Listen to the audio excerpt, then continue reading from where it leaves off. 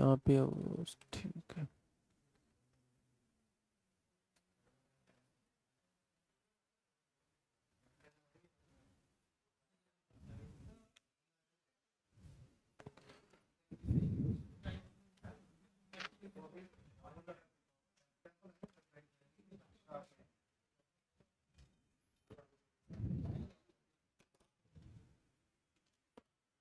जिनके पास भी online access है इसका, उसके क्लास अपडेट कर दी जाएगी ये वाली, ठीक है, वहाँ से दे सकते हैं। और आप लोग तो चलो यहाँ पे पढ़ ही रहे हो।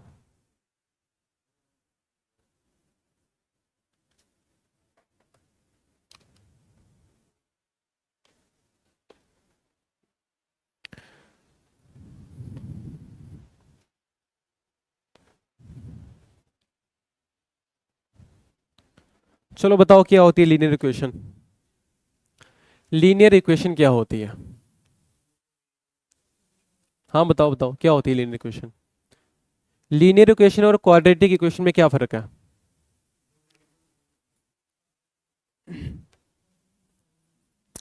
देखो दो ही तरह के क्वेश्चन बनते हैं इसमें ग्राफ्स ऑफ लीनियर इक्वेशन में, ठीक है, दो ही तरह के क्वेश्चन बनते हैं। आज क्वेश्चन थोड़े ज्यादा लगाएंगे हम लोग, बस ये है।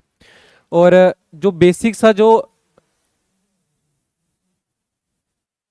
बेसिक जो डिफरेंस है लीनियर इक्वेशन और क्वाड्रेटिक इक्वेशन में, वो ये है कि लीनियर इक्वेशन की जो वेरिएबल की जो पावर होती है वो क्या होती है, 1 तक होती है, ठीक है, 2 3 पावर नहीं होती। और क्वाड्रेटिक इक्वेशन की ज्यादा हो सकती है। मतलब ये हो गया कि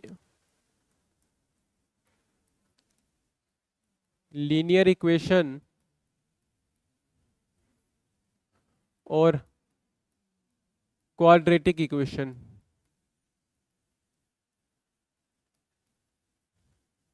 लीनियर इक्वेशन में क्या होता है, वेरिएबल चाहे जितने भी हो, लेकिन उसमें क्या होता है कि जो उसकी वेरिएबल की जो पावर होती है वो कहाँ तक होती है, सिर्फ 1 तक होती है। मतलब ये हो गया कि a x plus b y plus c is equal to 0, ये होती है बेसिक सी लीनियर इक्वेशन, ठीक है। ए का मतलब हो गया उसके साथ में क्या है, कोई उसका कांस्टेंट टर्म, या जो कांस्टेंट तो चलो ये वाली होती है, उसके साथ में कोई कोफिशिएंट जुड़ा हुआ है। और एक्स और वाई क्या हो गया, वेरिएबल हो गया। लेकिन क्वाड्रेटिक इक्वेशन में क्या होता है, जैसे मान लो a x square plus b y cube plus c is equal to 0। यानी कि मतलब ये हो गया कि वेरिएबल की जो पावर होती है वो कहाँ, 2 3 4 5 जितनी भी हो सकती है। लेकिन लीनियर इक्वेशन में क्या होता है कि पावर कहाँ तक होती है, सिर्फ 1 तक होती है, ठीक है। बस ये डिफरेंस होता है बेसिक सा। अब आपको दो तरह के क्वेश्चन बनने हैं। तो सबसे पहले जैसे यहाँ पे लिखा ही गया है कि लीनियर इक्वेशन की जो वेरिएबल की जो पावर होती है, power can not be raised higher than 1, कि एक से ज्यादा नहीं होनी चाहिए, ये नहीं होनी चाहिए, वो वाली चलेगी। उसके बाद ये ग्राफ आ गया, और ये बेसिक सी इक्वेशन है जिसमें सिर्फ 1 वेरिएबल है। बी कांस्टेंट हो गया ए एक्स प्लस बी, और एक्स का मतलब हो गया वेरिएबल, और कोफिशिएंट हो गया इसके साथ में जो लगा होता है। अब आपको क्वेश्चन बनना है लीनियर इक्वेशन इन 2 वेरिएबल से। तो 2 वेरिएबल में क्या है, 2 वेरिएबल में 3 तरह के सॉल्यूशन बनते हैं। सबसे पहला क्या है, जैसे चलो मैं आपको पहले जो है 1 वेरिएबल का बता देता हूँ। 1 वेरिएबल में क्या है, जैसे मान लीजिए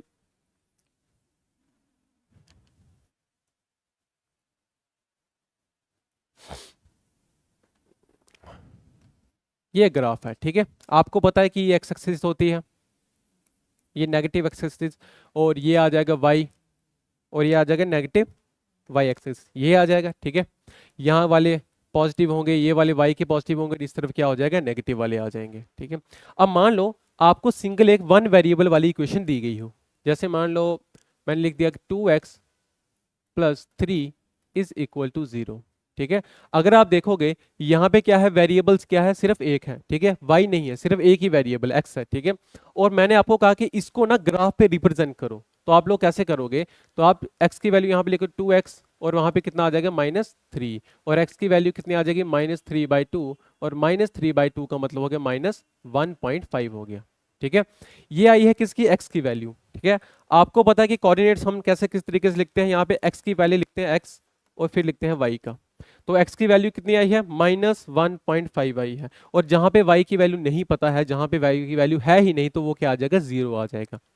क्या आ जाएगा, 0 आ जाएगा, ठीक है। मतलब ये हो गया कि x की वैल्यू कितनी है, -1.5, तो 1 यहां बना लो, 2 यहां बना लो, और इसके बीच में क्या आ जाएगा, 1.5 यहां पे आ जाएगा, ठीक है। 1.5 यहाँ पे आ जाएगा। तो यहाँ पे जो आप कोऑर्डिनेट बनाओगे उसको बिल्कुल ऐसे स्ट्रेट लाइन बनाओगे।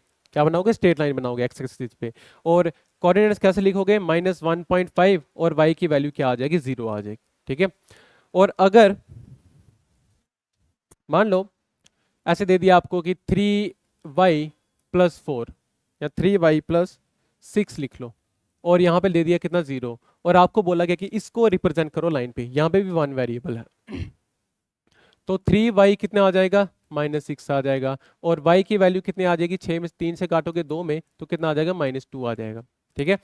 x कोऑर्डिनेट की जो वैल्यू होती है हमेशा पहले लिखते हैं और y की उसके बाद में लिखते हैं। यानी कि मतलब ये हो गया x और y किस तरीके से लिखेंगे, तो x की वैल्यू कितनी आ जाएगी? 0, और y की वैल्यू कितनी आ जाएगी? -2 आ जाएगी। अब जब इसको रिप्रेजेंट करने जाओगे लाइन पे तो x की वैल्यू 0 और y की वैल्यू कितनी है? -2 है। और y की यहाँ पे वैल्यू इस तरफ आएगी माइनस में, तो यहाँ पे 1 और यहाँ पे कितना आ जाएगा? -2, यानी कि 0 यहाँ पे और -2 यहाँ पे। और जब y पे इसको रिप्रेजेंट करना है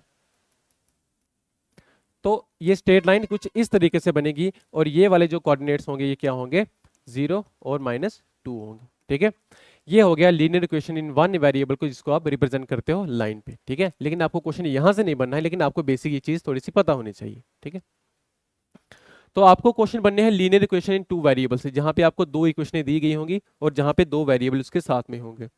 सबसे पहले तीन तरह के यहाँ पे सॉल्यूशंस बनते हैं, तो ये चलो छोड़ो, यहाँ पे आ जाओ।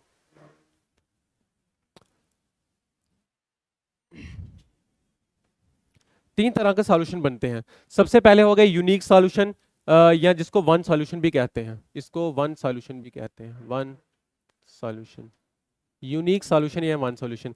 अब यूनिक सॉल्यूशन और वन सॉल्यूशन तब बनता है जब दो लाइनें क्या करती हैं? आपस में इंटरसेक्ट करती हैं। ठीक है।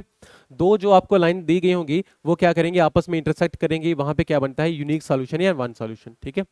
अब ये वाली चीज आपको याद रखनी है कि जब a1/a2 is not equal to b1/b2, मतलब क्या हो गया? आपको दो इक्वेशनें दी गई हैं, a1x plus b1y plus c1 is equal to 0, ये पहली वाली होगी। और दूसरी वाली दी गई है a2x plus b2y plus c2 is equal to 0। ये दो इक्वेशनें आपको दी गई हैं, और जहां पे यहाँ पे इसकी जो साथ वाले x के साथ वाले कोफिशिएंट होता है इसको हमने देखना होता है यहाँ पे। यानी कि a1/a2 is not equal to b1/b2। जब ये इक्वल नहीं होंगे तो कौन सा सोल्यूशन बनेगा? यूनिक सोल्यूशन और वन सोल्यूशन। और यही चीज आपको याद होनी चाहिए। ठीक है। यहीं से क्वेश्चन बनेगा, यहीं से क्वेश्चन आता है। दूसरा वाला हो गया जब a1/a2 is equal to b1/b2 बस नॉट इक्वल टू c1/c2। ठीक है। जब ये इक्वल नहीं होगा, आखिरी वाला इक्वल नहीं होगा लेकिन पहले दूसरा इक्वल होगा, तो कौन सा बन जाएगा? नो सॉल्यूशन होगा। ठीक है। और तीसरा वाला कहां हो गया? जहां पे क्या होगा? तीनों इक्वल होंगे और वहां पे क्या बनता है? यहाँ पे इनफाइनाइट नंबर ऑफ सॉल्यूशंस। जब दो लाइनें पैरेलल आ गई वहां पे क्या बनेगा? नो सॉल्यूशन, यानी कि उनका मिलन ही नहीं होगा, तो कहां से बनेगा? नो सॉल्यूशन, कोई बनेगा ही नहीं। और जब दो लाइनें क्या हो जाएंगी? आपस में ही क्या हो जाएंगी? कोइंसाइड हो जाएंगी। कोइंसाइड होने का मतलब हो गया ओवरलैप हो जाएंगी। ठीक है। एक लाइन ऐसे बन रही है, दूसरी भी इसके ऊपर ही बन रही है, तो वो क्या बन जाएगा? इनफाइनाइट नंबर ऑफ सॉल्यूशन, क्योंकि वो इसको बार बार यहाँ पे यहाँ पे यहाँ पे यहाँ पे ऐसे क्या करेगी? काटते चले जाएगी, तो क्या बन जाएगा? इनफाइनाइट नंबर ऑफ सॉल्यूशन बन जाएगा। तो मैं यहाँ पे लिख देता हूँ सबसे पहले वन सॉल्यूशन में क्या हो जाएगा? a1/a2। जिन्होंने लिख दिया अपनी नोटबुक पे लिख लो, जिन्होंने नहीं लिखा वो लिख सकते हैं। और नो सॉल्यूशन में क्या हो जाएगा? a1/a2 is equal to b1/b2 but not equal to c1/c2 हो जाएगा। और आखिरी वाला जब तीनों इक्वल हो जाएंगे, a1/a2 is equal to b1/b2 is equal to c1/c2, और जहां पे तीनों इक्वल होंगे इसका मतलब क्या है? वो ओवरलैप कर रही हैं और इनफाइनाइट नंबर ऑफ सॉल्यूशंस बन रहे हैं। ठीक है। तो ये तीनों चीजें आपको याद होनी चाहिए, किस में कौन सा सॉल्यूशन बनता है, किसकी क्या कंडीशंस होती हैं, ये तीनों चीजें आप लिख लो अपनी नोटबुक पे।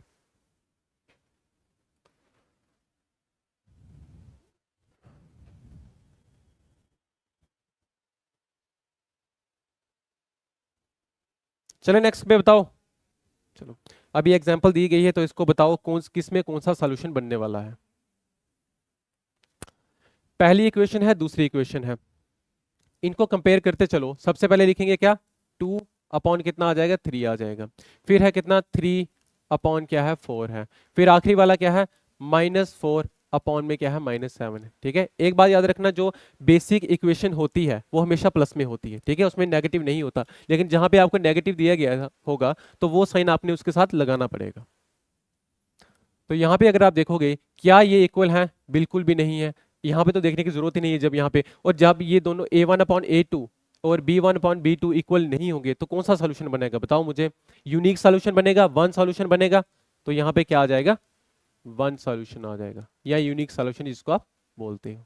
ठीक है, फिर दूसरे वाले में कंपेयर करोगे यहाँ पे, तो यहाँ पे कितना आ जाएगा? 5/7, और यहाँ पे कितना आ जाएगा? 10/14, और फिर आ जाएगा।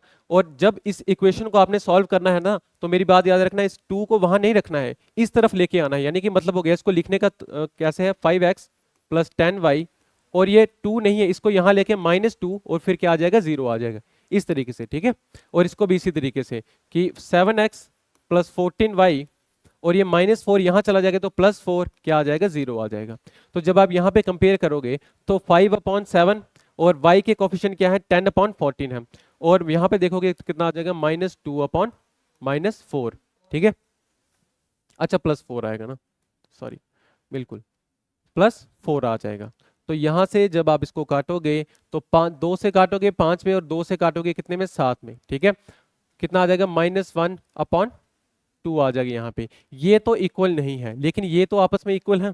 तो a1/a2 is equal to b1/b2 but not equal to c1/c2। तो जब ये दोनों इक्वल है और ये इक्वल नहीं है तो कौन सा सॉल्यूशन बनता है? मुझे बताओ। नो सॉल्यूशन बनता है।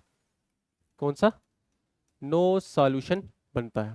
ठीक है, आखिरी वाला दिया गया है, तो इसको किस तरीके से लिखोगे? 7 अपॉन में क्या आ जाएगा? 14, फिर आ जाएगा 4/10 y के, और जो कांस्टेंट टर्म है वो क्या है? -2। और आपको पता है कि ये जो 4 है, कहाँ चला गया? ये जो 4 है इस तरफ जाके क्या हो जाएगा? -4 हो जाएगा। ये आ जाएगा 7/14। अच्छा, 7/14 क्यों लिखना है? कितना आ जाएगा? 1/2 आ जाएगा। यहां से काटोगे कितना आ जाएगा? 2/5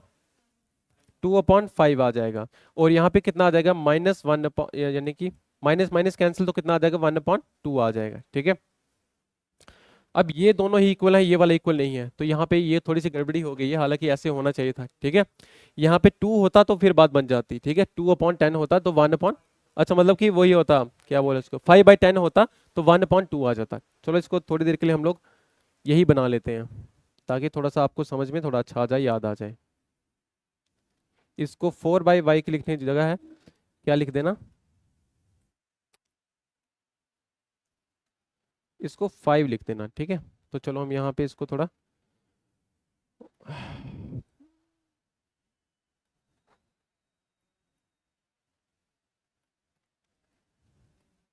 यहाँ पे लिख दो 5, और यहाँ पे लिख दो 10, और ये भी क्या आ जाएगा? 1/2 आ जाएगा। और जब तीनों इक्वल होंगे तो कौन सा सॉल्यूशन बनेगा बताओ जरा?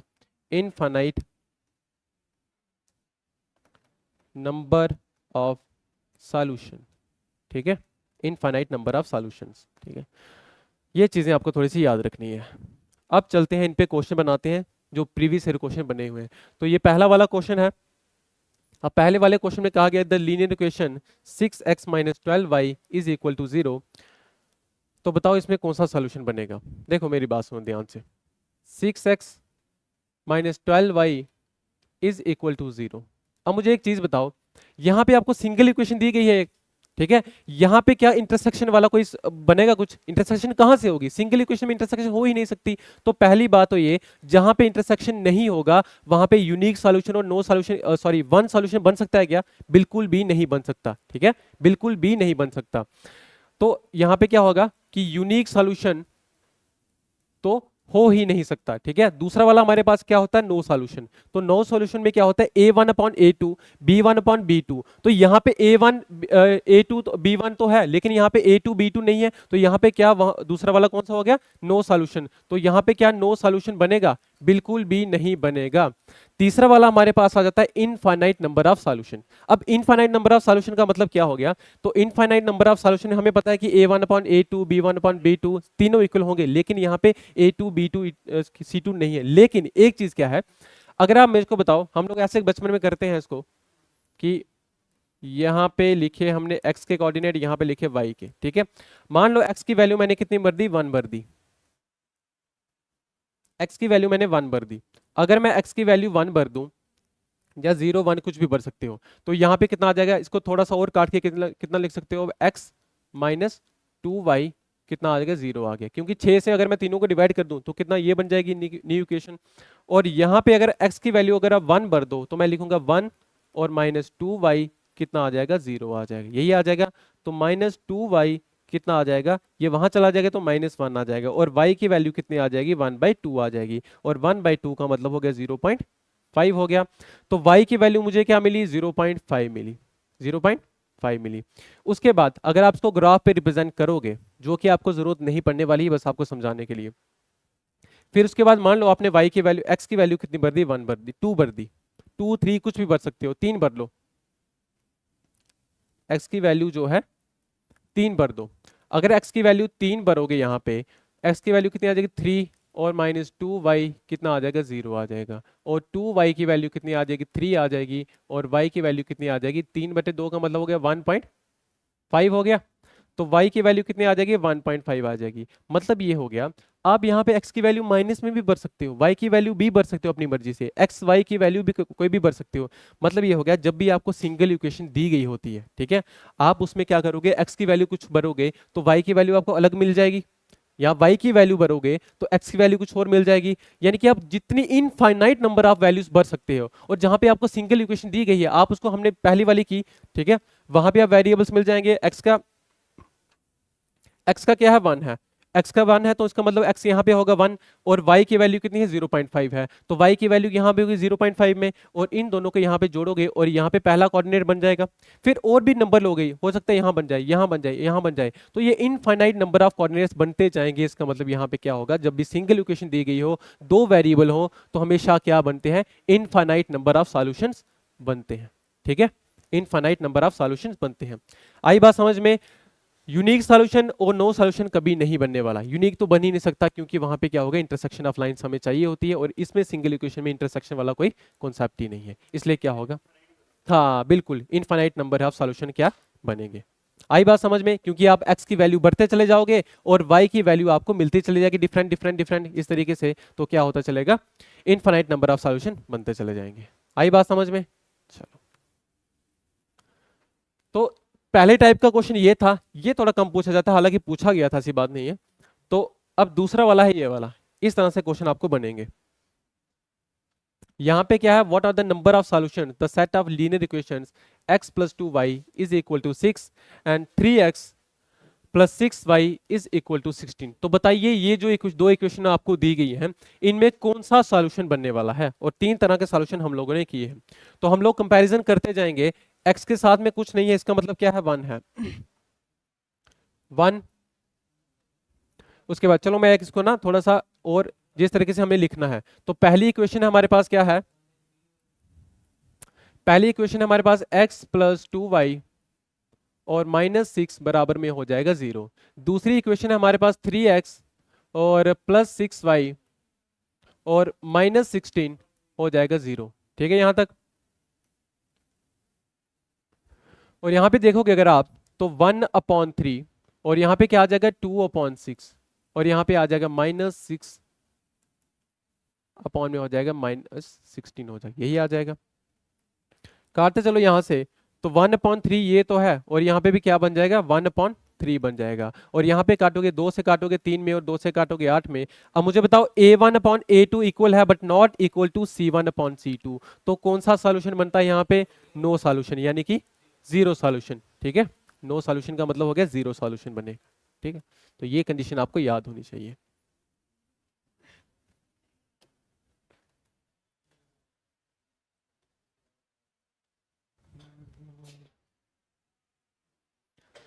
नेक्स्ट क्वेश्चन है, for what value of k does the system of linear equations, ये दोनों इक्वेशन जो आपको दी गई हैं, इसमें k की वैल्यू फाइंड आउट करिए। और हमें यह भी कहा गया कि have an infinite number of solution, तो इनफाइनाइट नंबर ऑफ सॉल्यूशन में क्या होगा, तीनों इक्वल होंगे। ठीक है, तीनों वैल्यू क्या होंगी, इक्वल होंगी। पहली वाली इक्वेशन दी गई है 2x प्लस 3y -7 0, और दूसरी वाली दी गई है k माइनस वन एक्स, फिर है उसके बाद k प्लस टू वाई, उसके बाद है -3k, और यहाँ पे कितना हो जाएगा, 0 हो जाएगा। और जहाँ पे इनफाइनाइट नंबर ऑफ सॉल्यूशन का मतलब होता है तीनों क्या होते हैं, इक्वल होती हैं। तो a1 upon a2, 2 upon k minus one, उसके बाद आ गया 3 अपॉन k प्लस टू, उसके बाद में आ गया -7/3k, यही आ गया -3k, और ये माइनस माइनस हो जाएगा इसमें कैंसिल, ये माइनस और माइनस खत्म हो जाएगा और तीनों इक्वल होंगी। आपको k की वैल्यू फाइंड आउट करनी है तो आप इन दोनों को इक्वल ले लो, चाहे इन दोनों के इक्वल ले लो, या पहली और तीसरे को इक्वल ले लो, जहां से आप k की वैल्यू निकाल सकते हो। ठीक है, तो किसी को भी आप ले सकते हो। तो मैं काम करता हूँ, चलो इन दोनों को छोड़ो, इन दोनों को ले लेता हूँ, पहली और तीसरे वाले को ले सकता हूँ।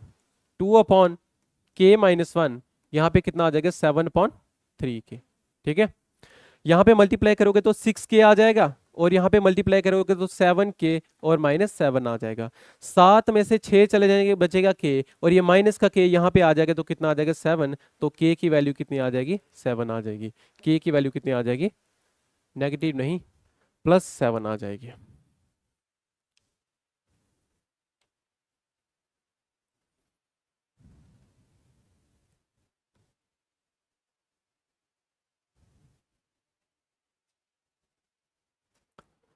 चलो बताओ फिर इस क्वेश्चन का आंसर। और ये क्वेश्चन अभी पंचायत सेक्रेटरी वाला जो क्वेश्चन पेपर हुआ कुछ दिन पहले, वहां पे फिर से पूछा गया था।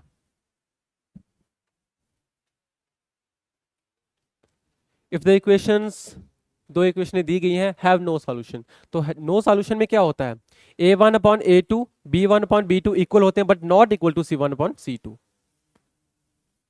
कितना आ जाएगा, 28x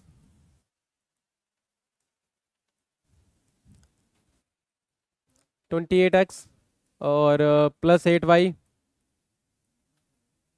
और +15 is equal to 0। 42x -ky -21 is equal to 0। और नो सॉल्यूशन में होता है a1/a2, यानी कि 28/42 इक्वल टू 8 माइनस के वाई, ये इक्वल होंगे बट नॉट इक्वल टू 15/21, ये आ जाएगा। ठीक है, कहाँ पे, अच्छा वाई लगा दिया इसके साथ में, चलो वाई को उड़ा दो। ठीक है, ये दिया गया है, ये वाला इक्वल नहीं होगा, ये वाले दोनों इक्वल होंगे। ठीक है, यहाँ से आप फाइंड आउट कर सकते हो बड़े आराम से। तो 28/42 और ये आ जाएगा 8/-के आ जाएगा।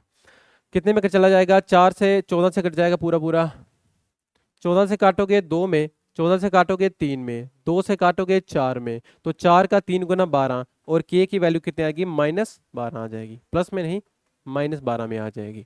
-12 ऑप्शन नंबर सी। ठीक है, क्लियर है।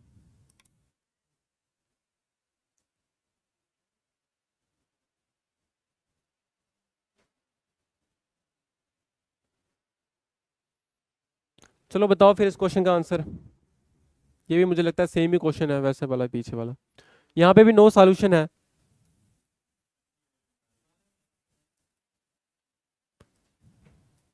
यहाँ पे भी नो सॉल्यूशन है, और नो सॉल्यूशन में क्या होगा, 14 a1/a2 यानी कि 21 आ गया, और 8 कितना आ जाएगा, -m आ जाएगा। और हमें ये पहले वाली दो ही चाहिए, तो मैं यही लिखूंगा पूरा। ठीक है, सेम ही लग रहा है मुझे इसका भी। कितने से, 7 से 2 में, 7 से 3 में, 2 से 4 में, और 4 का 3 गुना 12, तो m की वैल्यू कितनी आ जाएगी, -12 आ जाएगी। ये भी सेम -12 आ जाएगा।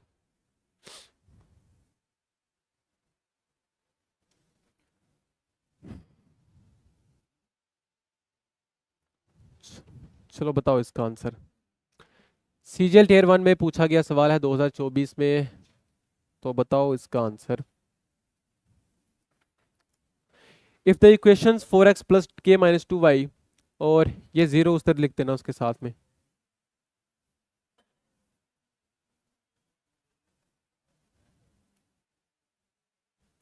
Equal to 0। और दो इक्वेशनें दी गई हैं, k की जो वैल्यू है वो 0 से बड़ी है, हालांकि यहाँ पे दिया गया है k की value are parallel, then find the value of k square plus c. अब मुझे बताओ, जब पैरेलल होती है लाइंस, वहां पे कंडीशन हमारे पास क्या होती है? जब पैरेलल होती हैं, ठीक है, तो नो सॉल्यूशन होगा। जब मिलन ही नहीं होगा तो सॉल्यूशन कहां से निकलेगा उनका? तो नो सॉल्यूशन में क्या हो जाएगा, a1/a2 is equal to b1/b2 but not equal to c1/c2। तो यहाँ पे दोनों इक्वेशन मुझे चलो मैं लिख लेता हूँ, कोई बात नहीं है, आराम आराम से करते हैं। 4x प्लस k-2y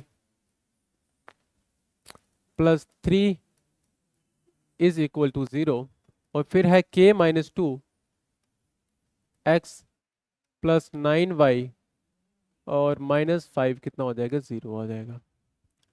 और जब पैरेलल होती है लाइंस तो पैरेलल का मतलब हो गया नो सॉल्यूशन, ठीक है। और नो सॉल्यूशन का मतलब हो गया a1/a2 equal to b1/b2 but not equal to c1/c2। तो यहां से हम लोग लिखेंगे 4/k-2 और यहाँ पे लिखेंगे k-2/9y। और आखिरी वाला मैं लिखूंगा नहीं ये वाला, क्योंकि हमें सिर्फ यही वैल्यू चाहिए, और हमें किसकी चाहिए वैल्यू, k की वैल्यू चाहिए, हालांकि हमें ये वाली वैल्यू फाइंड आउट करनी है। तो चलो ठीक है, कर लो यहाँ से मल्टीप्लाई, कितना आ जाएगा, 9 का 4 गुना 36, और ये y मैंने क्यों लिख दिया इसके साथ में, y नहीं लिखना था, ठीक है।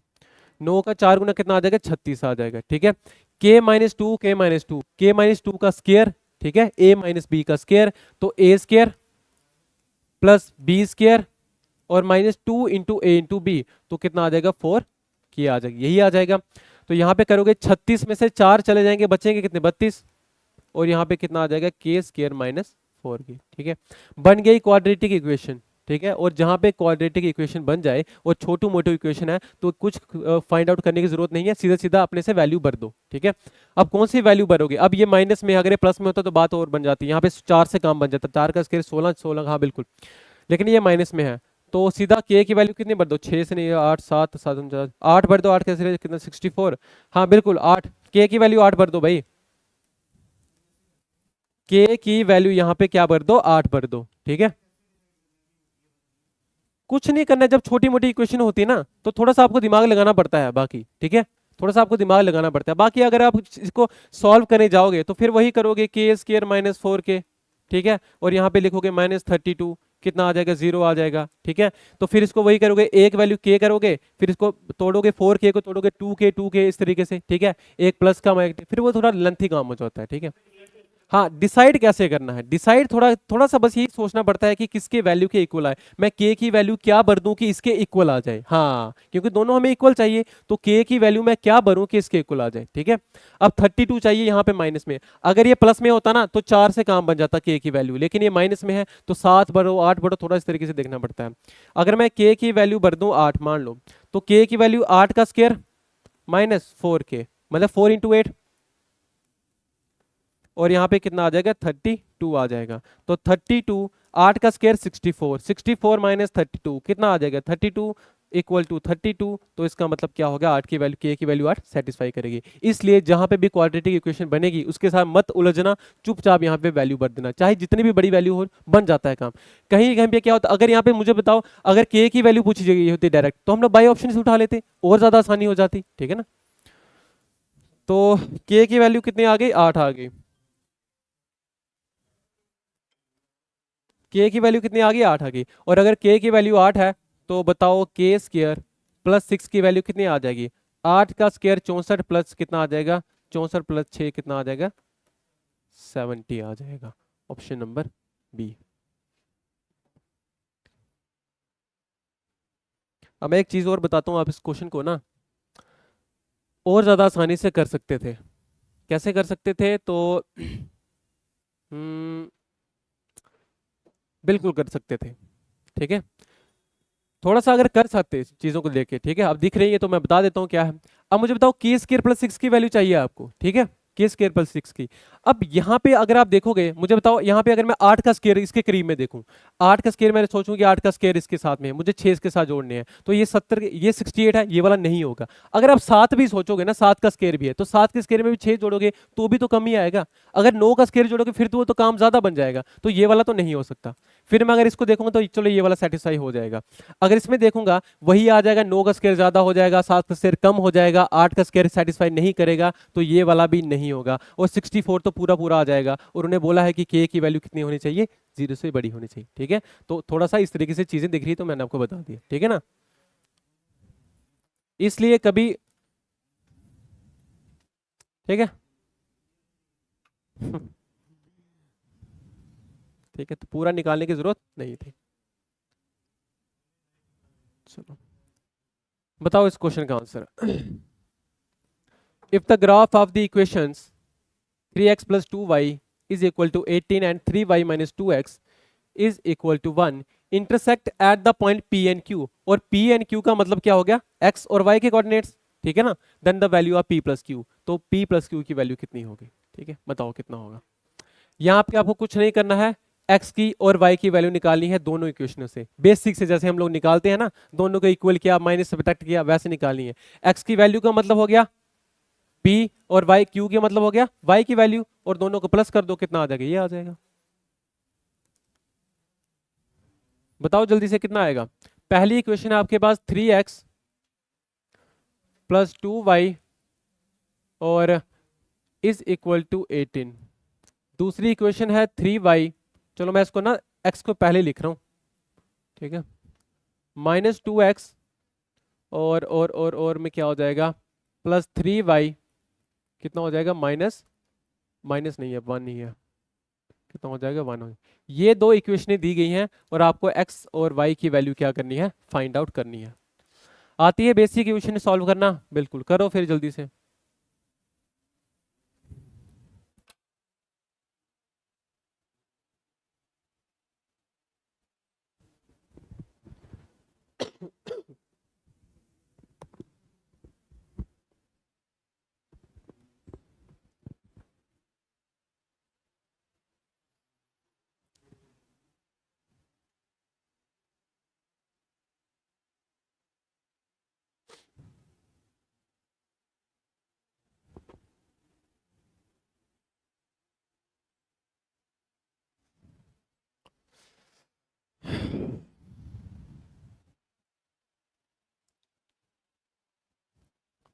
किसी भी एक वेरिएबल को इक्वल कर दो, ठीक है, कोफिशिएंट को इक्वल कर दो।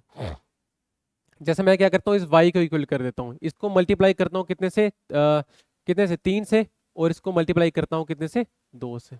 ठीक है, तो ये बन जाएगा कितना, 9x, और ये आ जाएगा प्लस 6y, 18 का 3 गुना 54 हो जाएगा, और यहाँ पे मल्टीप्लाई करोगे माइनस 4x आ जाएगा, और प्लस 6y, और यहाँ पे कितना आ जाएगा, 2 का 1 गुना 2 आ जाएगा।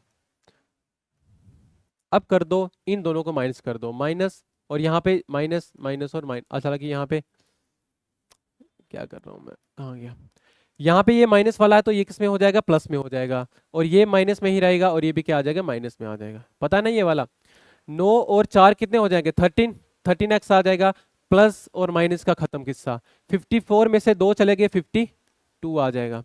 ठीक है, 13 से काटोगे 4 में, तो x की वैल्यू कितनी आ गई, 4 आ गई। अगर x की वैल्यू आपके पास 4 है, तो किसी भी इक्वेशन में भर के देख लो, y की वैल्यू मिल जाएगी।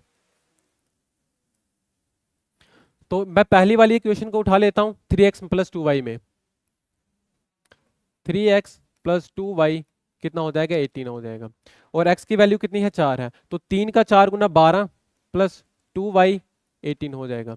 18 में से 12 चले गए, बचे 6, और 2y की वैल्यू कितनी आ जाएगी, 6 आ जाएगी, तो y की वैल्यू कितनी आ जाएगी, 3 आ जाएगी। और हमें पूछा गया है कि x प्लस वाई की वैल्यू बताइए कितनी होगी, तो हमारे पास आंसर कितना आ जाएगा, p प्लस क्यू का मतलब हो गया x और y के कोऑर्डिनेट्स। ठीक है, तो p प्लस क्यू की वैल्यू का मतलब हो गया x प्लस वाई की वैल्यू, तो यानी कि मतलब क्या हो गया, 4 प्लस 3 कितना हो जाएगा, 7 हो जाएगा, ऑप्शन नंबर ए।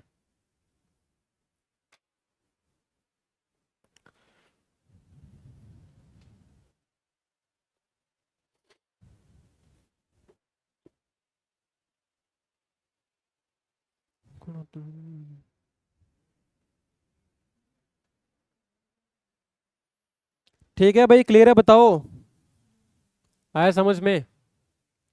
चले नेक्स्ट क्वेश्चन पे। चलो बताओ इस क्वेश्चन का answer. For which of the following values of A and B do the given equations have no solution? ठीक है, नो सॉल्यूशन का मतलब हो गया a1/a2 is equal to b1/b2 but not equal to c1/c2। ठीक है, no solution. अब देखो सीधी सीधी बात ये है, आपको कुछ करने की जरूरत नहीं है, ठीक है ना। आप किस एक ही वैल्यू, अच्छा अच्छा, यहाँ पे करना पड़ेगा आपको, यहाँ पे लिखना पड़ेगा, यहाँ पे दोनों इक्वेशनें लिखनी पड़ेंगी। ए की वैल्यू या तो माइनस में होगी या तो प्लस में होगी, ठीक है। पहले ए की वैल्यू 3 भर के देख लो, फिर -3 भर के देख लो, देखना पड़ेगा ऐसे। कैसे आ जाएगा नो सॉल्यूशन में?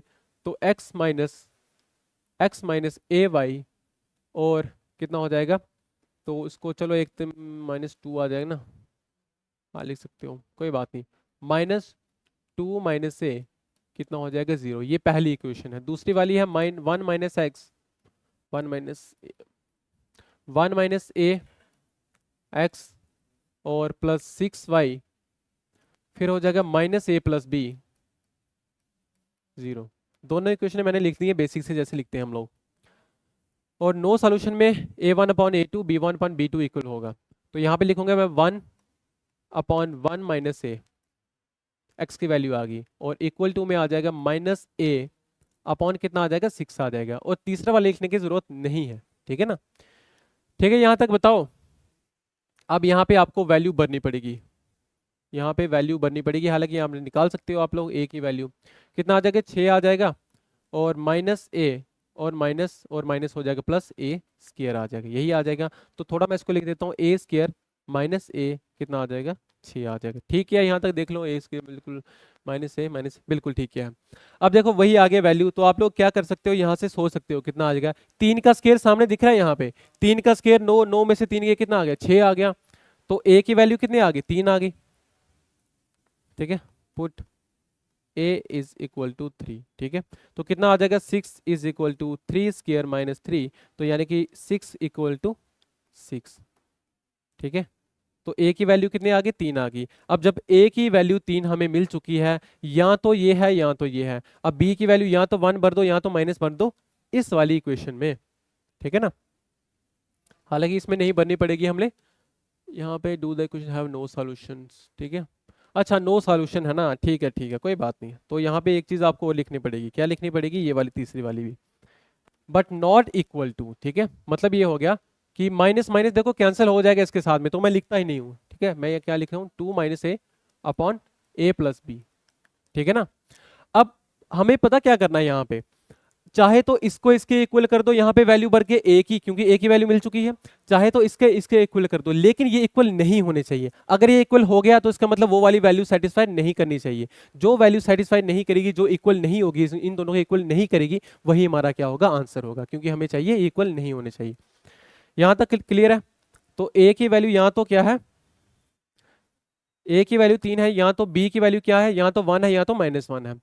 तो बी की वैल्यू मैं इस दोनों को ले लेता हूँ, यहाँ पे क्या आ जाएगा ए का मतलब हो गया 3, तो -3/6, और यहाँ पे कितना हो जाएगा 2 माइनस ए अपॉन कितना हो जाएगा ए प्लस, हालांकि ए की वैल्यू तो है हमारे पास, तो ए की वैल्यू कितनी आ जाएगी 3, और यहाँ पे कितना आ जाएगा ए का मतलब 3, और प्लस कितना आ जाएगा बी आ जाएगा। क्लियर है यहाँ तक? तो ये आ जाएगा -1/2, यहाँ पे कितना आ जाएगा 2 -1, और यहाँ पे कितना आ जाएगा 3 प्लस बी आ जाएगा। कर दो यहाँ पे मल्टीप्लाई, तो -3 minus B not equal to कितना आ जाएगा -2 के इक्वल आ जाएगा, ठीक है। और आप इसको वहां पे काट भी सकते हो जैसे जाके, और माइनस बी की वैल्यू कितनी आ जाएगी -2 + 3 आ जाएगी। तो माइनस बी की इज नॉट इक्वल टू कितना आ गया 1 आ गया। अब मुझे बताओ बी की माइनस वहां चला जाएगा, तो बी की वैल्यू कितनी आ जाएगी, नॉट इक्वल टू -1 हो जाएगा। तो बी की वैल्यू क्या होगी, ए की वैल्यू 3, बी की वैल्यू -1, तो ऑप्शन नंबर डी क्या होगा, बिल्कुल सही आंसर, ठीक है। ऑप्शन नंबर डी क्या होगा, बिल्कुल सही आंसर। ये एक अच्छा क्वेश्चन था, सीजीएल में पूछा गया था।